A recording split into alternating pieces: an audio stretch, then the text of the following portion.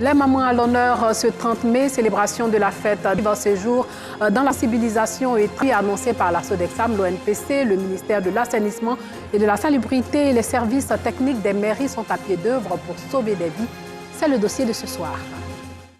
Bonsoir et bienvenue dans le journal. Les mamans sont célébrées partout dans le monde. Parmi elles, il y a celles qui sont entourées de leurs enfants et celles qui sont loin de leur progéniture. Béatrice fait partie de ces dernières citées. La cinquantaine révolue, cette mère de 4 enfants n'a pas revu ses enfants depuis plus de 30 ans. La fête des mères n'est que pleurs et douleurs pour celles qui aimeraient, comme les autres mamans, communier avec ses enfants, partager son amour. Notre reporter Noussangari a rencontré cette maman ce jour de la fête des mères. Son reporter.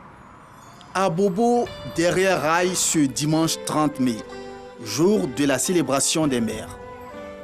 Pensive, Béatrice a le regard tourné vers ses enfants qui jouent au football. Des gamins qui auraient pu être ses enfants. Les siens, elle ne les a pas revus depuis plus d'une trentaine d'années. Ça me fait... Je suis triste, quoi.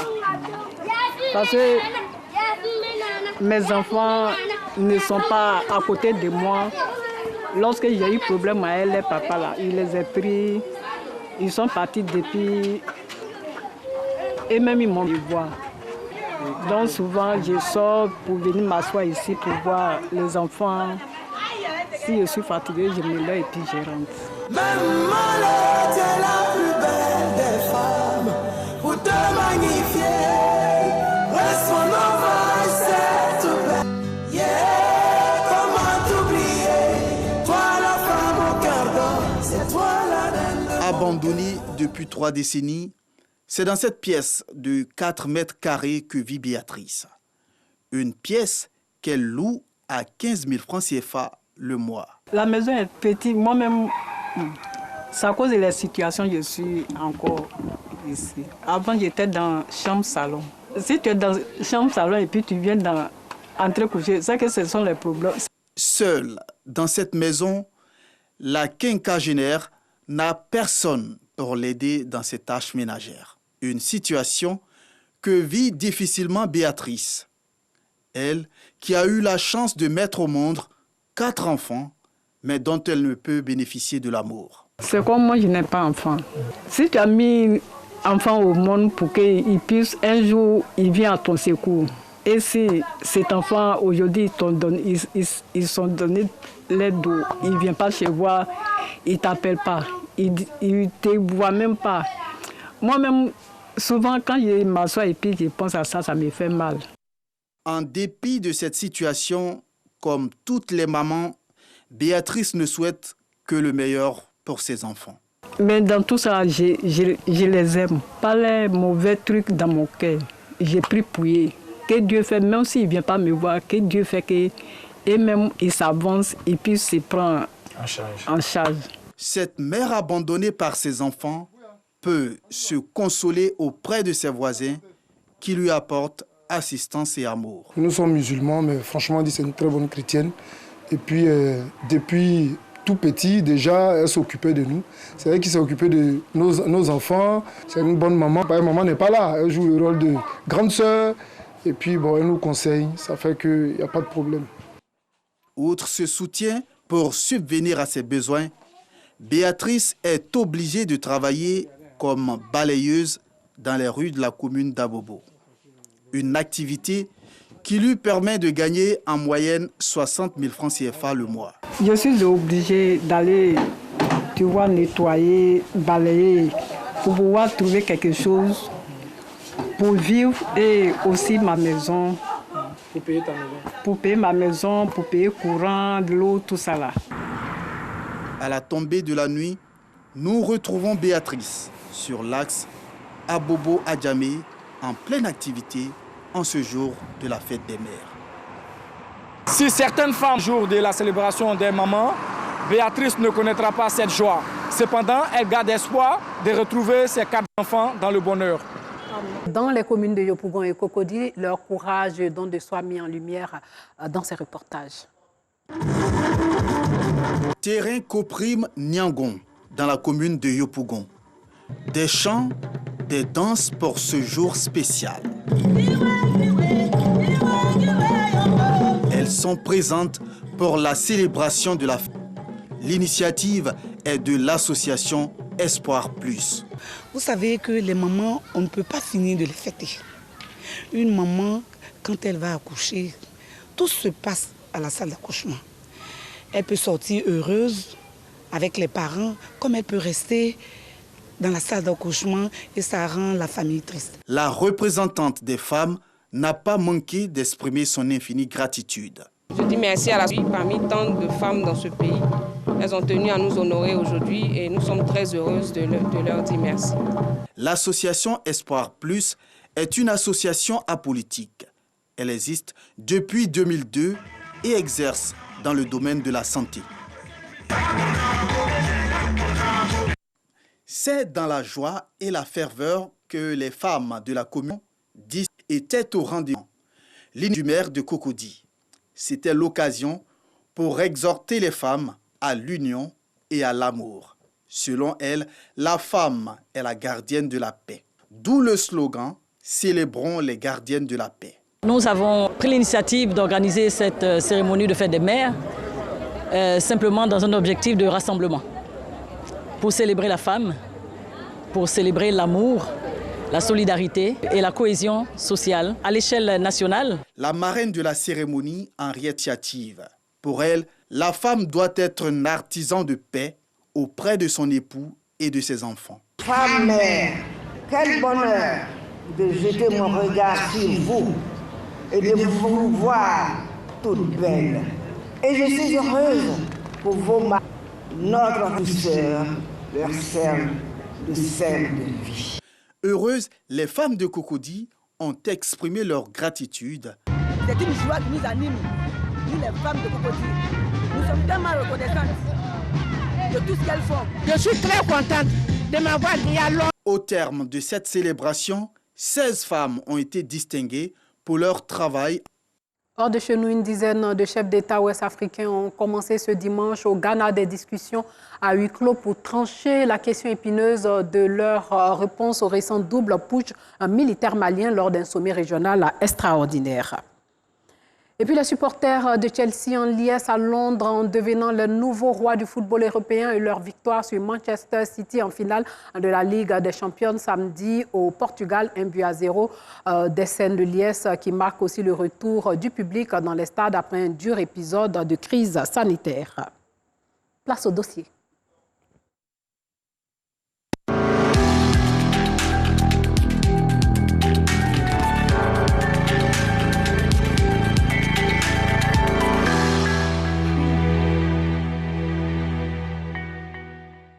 Chaque année, les dégâts occasionnés par les pluies sont énormes. De nombreuses personnes perdent la vie dans les inondations. Les dégâts matériels sont incalculables. Pour éviter que des familles soient endeuillées cette année, le mot d'ordre est 0 mort pendant la saison des pluies. Les structures en charge de l'assainissement et de la protection des civils multiplient travaux et sensibilisation. Clément Boko et Kader Batil étaient sur le terrain pour faire le constat des actions menées par l'Office national de la protection civile, le ministère de l'assainissement et de la salubrité et les services techniques des mairies. À Bobo, avocatier, derrière le dépôt neuf. Une énorme fosse ronge depuis quelques années les habitations et finit par les avaler les unes après les autres au grand désarroi des populations. Voilà besoin, je dors dedans. Mon mari est mort, on n'a pas les moyens. C'est dans la maison là je dors. Regardez où est le bois de Agoyafoura, ça a touché ma maison. Même je paie, même ma sœur l'église il m'a pris, mais quelque part je dors là-bas. Comme Sabine, une dizaine de familles a vu ses habitations englouties par la fosse. Rosalie, elle, vit encore dans sa maison, mais craint de la voir disparaître un jour.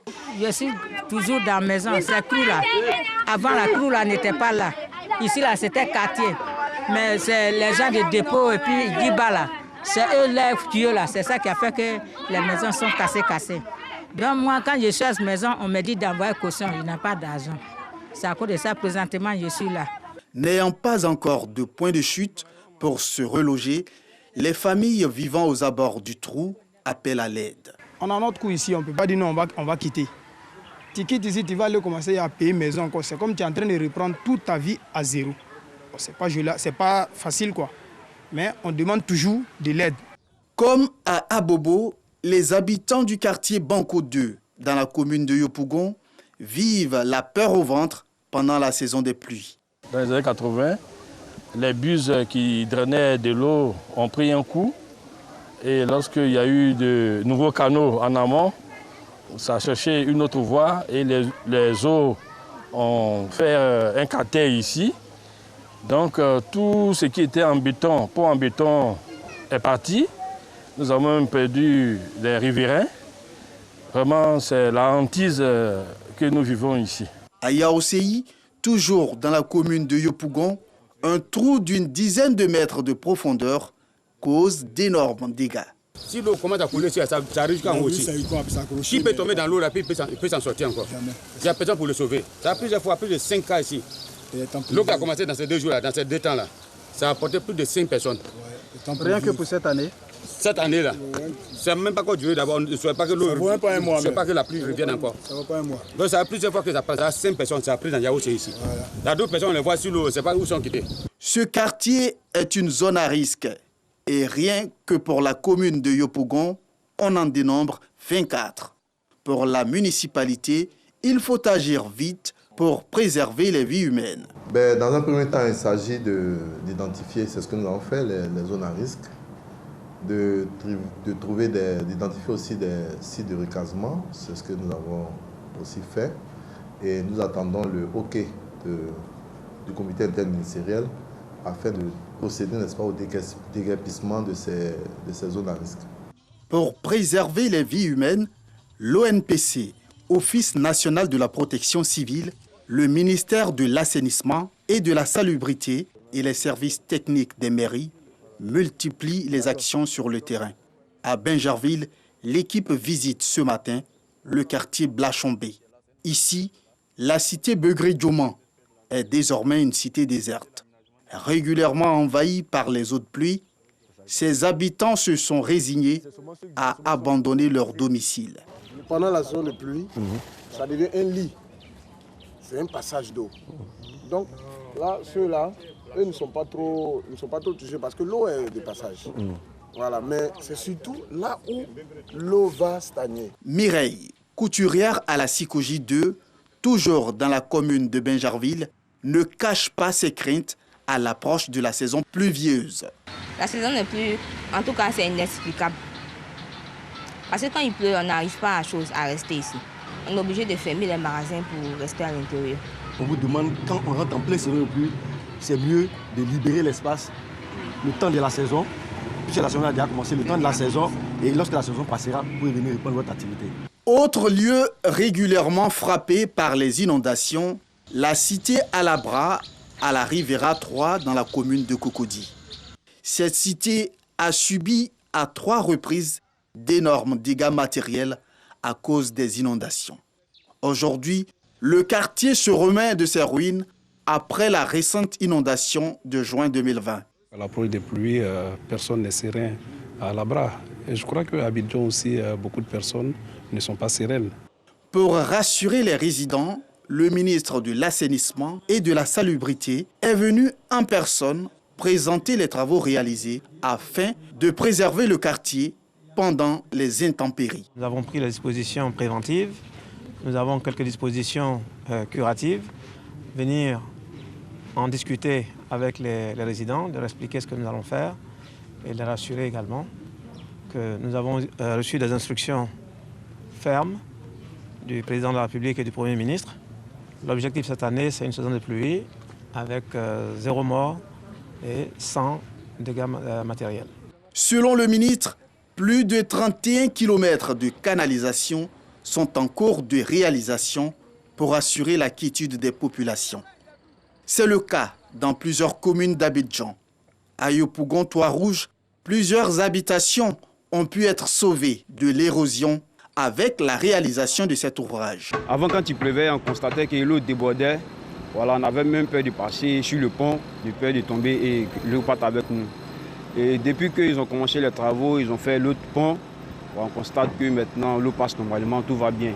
Si les habitants de Yopougon, Trois-Rouges peuvent dormir en paix, ce n'est pas le cas à la cité Sinakasi 2, dans la commune de Cocody. Depuis des années, nous sommes confrontés à des difficultés réelles d'assainissement et toutes les voies et tous les recours qu'on pouvait faire pratiquement ont été engagés. Et à ce jour, nous sommes encore livrés à nous-mêmes. Quand le niveau de l'eau monte, les déchets solides bouchent la sortie de la buse. Pour éviter ce genre de problème, la sensibilisation s'impose. Je voudrais lancer un appel aux populations pour ne pas jeter les déchets solides dans les ouvrages d'assainissement. Vous constatez, parce que les déchets solides bouchent le passage de l'eau et l'eau va déborder. Lorsqu'il pleut, il faut éviter de sortir, rester à la maison, éviter d'utiliser son véhicule parce qu'à 20 cm d'eau, votre véhicule va flotter à la surface de l'eau et il devient incontrôlable. Et ça entraîne des drames. Évitez aussi de s'abriter sous un arbre ou sous un poteau électrique, sous un lampadaire. En cas de détresse, appelez les secours. En 2018, on déplorait 35 morts dans le district d'Abidjan, 2700 maisons impactées et plus de 600 familles déplacées. Les dégâts étaient alors estimés à plus de 19 milliards de francs CFA. Pour l'année 2019, 19 personnes ont perdu la vie et de nombreux dégâts matériels enregistrés. En 2020, 27 morts, plusieurs familles sinistrées et de nombreux dégâts matériels. Cette année, les services météorologiques annoncent une augmentation de la pluviométrie, d'où l'appel à la vigilance.